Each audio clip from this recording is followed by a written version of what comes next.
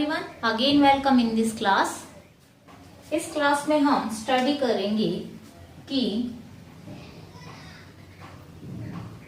Discount को कैसे generalising किया जाएगा। क्योंकि प्रीवियस क्लास में हम रूल्स ऑफ जनरलाइजिंग पढ़ रहे थे, तो यहाँ पर उसी को हम कंटिन्यू करेंगे। अलग अलग आइटम्स का जनरलाइजिंग कैसे होगा वो सब इस क्लास में हम स्टडी करेंगे। तो यहाँ पे डिस्काउंट जो है, एक अगर डिस्काउंट बिजनेस ने अलाउड की है तो एक एक्सपेंस होगा। अगर बिजनेस को डिस्काउंट मिली है तो उसके लिए क्या है, एक गेन है। तो यहाँ पर ये नॉमिनल अकाउंट होता है। अब डिस्काउंट जो है स्टूडेंट्स, वो टू टाइप्स की होती है। पहली है ट्रेड डिस्काउंट और दूसरी है कैश डिस्काउंट। तो यहाँ पर दोनों को हम एक एक करके स्टडी करेंगे कि कैसे उसे जनरलाइजिंग किया जाएगा। तो सबसे पहले बात आती है ट्रेड डिस्काउंट। तो मैंने अपनी अर्लियर क्लास में भी आपको बताया था कि ट्रेड डिस्काउंट एक सेलर जो है वो परचेजर को इसलिए देता है ताकि उसकी सेल इंक्रीज हो। यहाँ पे ट्रेड डिस्काउंटिंग की कोई भी अकाउंटिंग नहीं होती है। ट्रेड डिस्काउंट को अकाउंट की बुक्स में नहीं लिखा जाता है। जो भी लिस्ट प्राइस होती है या इनवॉइस प्राइस कह सकते हैं हम इसे, या इसे कैश मेमो में जो प्राइस है वो कह सकते हैं, उसमें से क्या कर दिया जाएगा, डिडक्ट कर दिया जाएगा और उसके बाद जो अमाउंट आएगी उससे जर्नल एंट्री की जाएगी।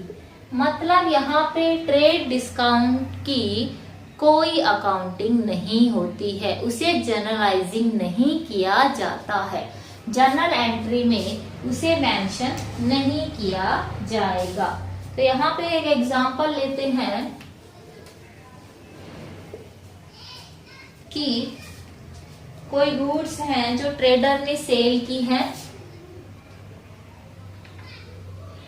ये ट्रांजैक्शन है गुड्स सोल्ड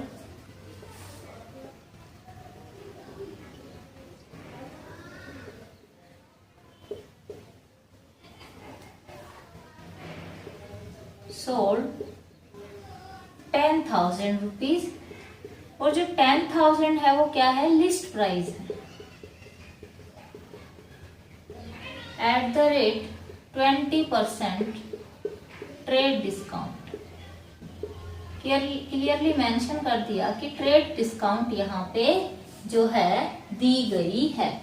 तो यहाँ पे स्टूडेंट्स आपको पहले देखो दो अकाउंट कौन से हैं। एक तो गुड्स सोल्ड हुई है, तो मैंने आपको बताया था कि जब भी गुड्स सोल्ड हो तो गुड्स अकाउंट को हम क्रेडिट ना करके, क्योंकि इनकम है ये, जब ट्रेडर ने सेल की है तो उसके लिए क्या है, ये इनकम है। और इनकम के अकाउंट क्या होते हैं, नॉमिनल अकाउंट। और इनकम को हम क्या करते हैं, क्रेडिट करते हैं। तो यहाँ पर गुड्स जब सोल्ड हुई है तो यहाँ गुड्स अकाउंट क्रेडिट ना होकर के सेल्स अकाउंट क्रेडिट होगा। और जब 10,000 अमाउंट दे दी है तो क्या हो गया, ये कैश ट्रांजैक्शन होगी। तो यहाँ पे एंट्री 10,000 से ना होकर के लिस्ट प्राइस में से, जैसे यहाँ पे लिस्ट प्राइस है, मैं इसको यहाँ लिख देती हूँ, लिस्ट प्राइस है 10,000 और इसमें से लेस हो जाएगा ट्रेड डिस्काउंट 10,000 का 20%, और ये अमाउंट आएगी आपकी 2,000। यहाँ पे सेल हुई है एक्चुअल में 8,000 की। तो यहाँ पे क्या जनरल एंट्री होगी,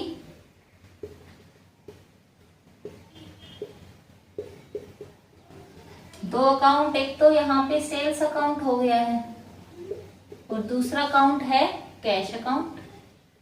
अब सेल होगी, ये रियल अकाउंट है। What comes in cash account, what come in के रूल से कैश अकाउंट डेबिटेड कितने रुपीज से 8,000। यहाँ ये ध्यान रखना है आपको, 10,000 से डेबिटेड ना करके 8,000 से आपको इसे डेबिटेड करना है। इसके बाद 2 सेल्स अकाउंट, और ये 8,000 से क्या हो गया है, क्रेडिटेड हो गया है। अब यहाँ इसके नीचे हम नरेशन लिख देंगे कि goods sold ₹8,000 and discount allowed at the rate 20%, trade discount allowed. अब यहाँ पे हमने देखा कि किस तरीके से ट्रेड डिस्काउंटिंग की जर्नल एंट्री की गई। यहाँ पे जो एक्चुअल सेल हुई है उसी से हमने जो है जर्नल एंट्री की है। यहाँ पे अगर जो है सेल्स रिटर्न हो जाती है तो भी उसको, अगर लिस्ट प्राइस दी गई है तो उसको फिर से हम ट्रेड डिस्काउंट को घटा कर ही जर्नल एंट्री करेंगे। और सेल्स रिटर्न डियर स्टूडेंट हमेशा लगभग क्रेडिट के केस में ही होती है जब उधार सामान बेचा जाता है। यहाँ पे सेल कैश में हो रही है तो कैश में जो है बहुत ही कम सेल्स रिटर्न होती है। हमने यहाँ पे ट्रेड डिस्काउंट को स्टडी कर लिया है। अब बात आती है कैश डिस्काउंट की। कैश डिस्काउंट क्या होती है, सबसे पहले हम इसका मीनिंग ही देखेंगे।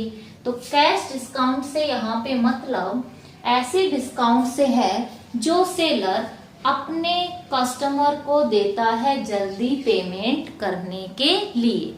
ट्रेड डिस्काउंट दी थी सेल को इंक्रीज करने के लिए, यहाँ पे कैश डिस्काउंट दी जाती है जल्दी से जल्दी पैसा उसे वापस मिल जाए। तो यहाँ पे इसकी अकाउंटिंग होती है। अब जब बिजनेस एंटिटी डिस्काउंट अलाउड करता है, देता है, तो ये एक्सपेंस है, इसे एक्सपेंस माना जाएगा। और एक्सपेंस के जो अकाउंट होते हैं वो हमने पढ़ा है, कौन से अकाउंट होते हैं, नॉमिनल अकाउंट होते हैं। और नॉमिनल अकाउंट का क्या रूल है, ऑल एक्सपेंस को डेबिटेड करना है, तो यहाँ पे ये क्या हो जाएगी, डेबिट हो जाएगी। लेकिन बिजनेस एंटिटी को डिस्काउंट रिसीव्ड भी होती है, तो यहाँ पे इस केस में क्या करना है, जब डिस्काउंट मिलेगी तो ये इनकम होगी, इनकम होगी तो इस अकाउंट को भी ट्रीटेड करना है एज अ नॉमिनल अकाउंट, और इसका रूल है ऑल इनकम्स को क्रेडिट करना है। तो यहाँ पे इन दोनों की अकाउंटिंग की जाएगी। अब यहाँ पे क्वेश्चन ये आता है कि दोनों डिस्काउंट एक साथ दी गई है, तो क्या करना है आपको, पहले ट्रेड डिस्काउंट को घटाना है, उसके बाद कैश डिस्काउंट को कैलकुलेट करना है। जैसे पिछला ही एग्जांपल लेते हैं हम, लिस्ट प्राइस, कोई गुड्स है जिसकी लिस्ट प्राइस 10,000 है, ट्रेड डिस्काउंट जो दी वो 20% दी गई, तो यहाँ पे एक्चुअल सेल कितनी हुई है, एक्चुअल सेल्स जो है वो 8,000 की हुई है। 10,000 का 20% 2,000, और जब इसे हम लेस करेंगे तो 8,000। अब इस पे कैश डिस्काउंट दी है ट्रेडर ने, और कैश डिस्काउंट दी है 1%। तो यहाँ पर जब हम 8,000 का 1% निकालेंगे तो ये 80 रुपीज जो है कैश डिस्काउंट आएगी। तो यहाँ पे एक्चुअल अमाउंट कितनी रिसीव्ड हुई,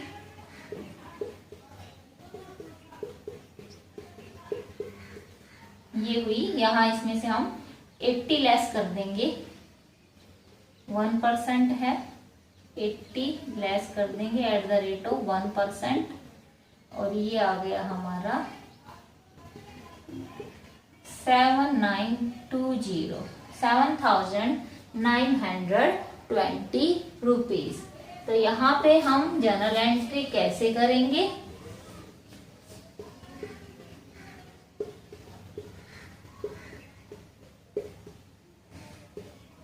देखिए इस डिस्काउंट की कोई अकाउंटिंग नहीं होनी है। यहाँ पे कैश कितना रिसीव्ड हो रहा है, कैश रिसीव्ड हो रहा है 7,920 रुपीज।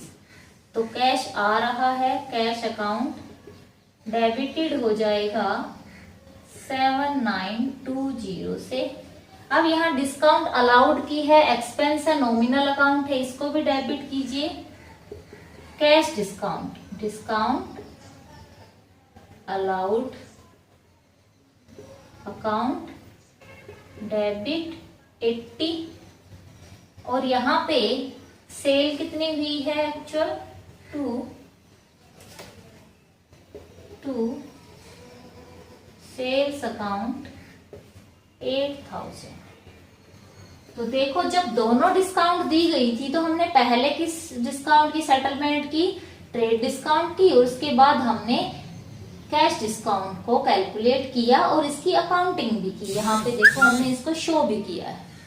तो यहाँ पे स्टूडेंट्स ये जो है इस क्लास में हमने डिस्काउंट क्या होती है, कितने प्रकार की होती है, किस तरीके से उन्हें जनरलाइजिंग किया जाता है, ये सब स्टडी किया। जो नेक्स्ट आइटम बच गए हैं जनरलाइजिंग करने के, वो हम नेक्स्ट क्लास में करेंगे। तब